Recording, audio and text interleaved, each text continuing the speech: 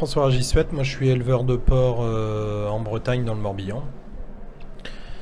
Et je suis secrétaire général adjoint de la FNP et je m'occupe le plus particulièrement du dossier bien-être animal pour la filière. Ouais, donc Jean-Pierre Pasquet, éleveur de vaches laitières en Bretagne.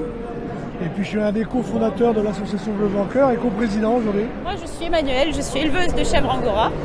Donc c'est une race de chèvre qui produit de la laine, pas du lait, pas de viande, exclusivement de la laine. Donc j'en ai 30 et je suis située dans la Nièvre, du côté de Nevers. Olivier Vallat, je suis l'animateur du syndicat de l'Emmental Grand Cru, donc qui regroupe des producteurs de lait à Emmental Grand Cru, des fromageries et aussi des affineurs d'Emmental Grand Cru. Et donc on a une petite filière qui représentons 3000 tonnes d'Emmental ou lait cru, fabriqué exclusivement en Franche-Comté, dans les Vosges et en Haute-Marne. Il faut savoir que l'Emmental est un produit générique qu'on peut fabriquer n'importe où dans le monde. Et ce qu'on essaye de protéger nous, c'est un Emmental traditionnel au lait cru dans la zone d'origine de fabrication. Donc, comment sont vendus vos produits? Donc circuit court, Alors, la ferme. nos produits sont essentiellement vendus à 80% en GMS et essentiellement au rayon coupe. Donc, il y a les 3/4 des meules qui sont vendus au rayon coupe soit des crémiers, soit de la GMS. Et après, on a un petit quart des volumes qui sont commercialisés soit en plaquettes, donc en portions préemballées, soit en râpé préemballé. Le salon ici recrée un lien entre les agriculteurs et le consommateur. On peut avoir, Ça c'est hyper important comme question. Pour moi c'est la question primordiale qu'on a oubliée depuis 40 ans. Parce qu'on a coupé le lien entre nous paysans et éleveurs qui nourrissons les gens et justement le consommateur qui mange nos produits. Toutes les structures coopératives, machin, ont développé et nous ont dit vous produisez et nous on s'occupera du reste. C'est la grosse erreur qu'on a fait. Parce qu'en fin de compte on a perdu le contrôle de ce qu'on faisait parce qu'on n'avait plus la visibilité de ce que nos produits devenaient. Nous le lait on le met dans le tank et après c'est la coopérative qui vient le chercher, terminé. Alors que notre travail il n'est pas là. On nourrit les gens. ouais, c'est ça. Une exploitation, un éleveur comme moi, c'est 1600 personnes par jour qui sont nourries avec le travail de ma journée. Et là-dedans, tu as 45% d'enfants. Alors t'imagines tous les matins au pied de ta stabule, de ta salle de traite, 800 enfants qui attendent ton travail pour être nourris. Là, ton métier, l'image, elle change. Paysan, c'est nourrir les gens.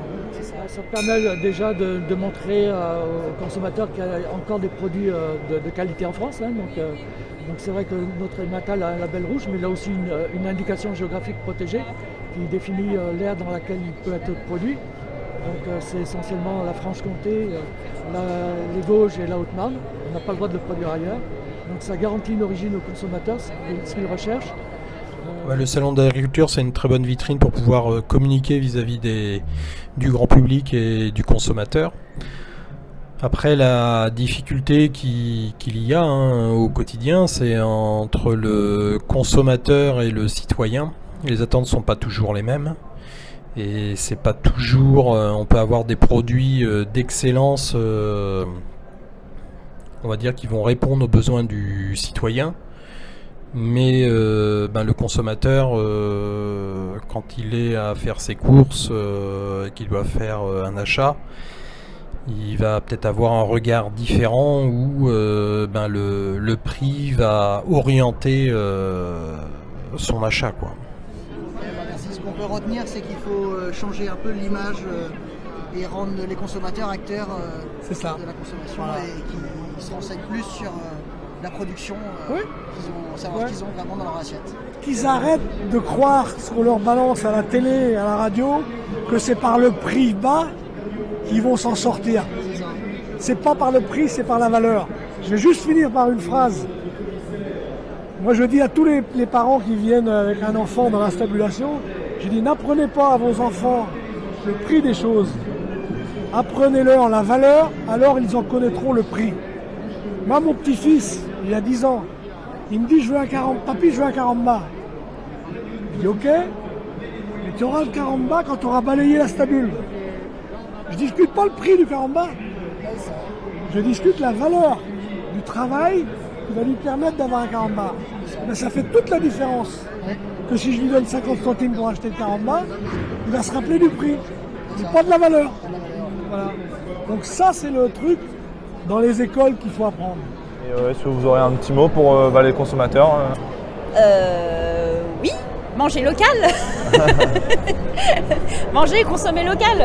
Oui, ça. Moi, ce que je conseille aux consommateurs aujourd'hui, c'est d'acheter des produits français. Commencer par acheter du cochon, le porc français. Après, s'ils ont envie d'acheter des choses plus haut de gamme, hein, ils peuvent aller sur le label rouge ou sur le bio, mais qu'ils achètent prioritairement et en permanence des produits produits en France et transformés en France.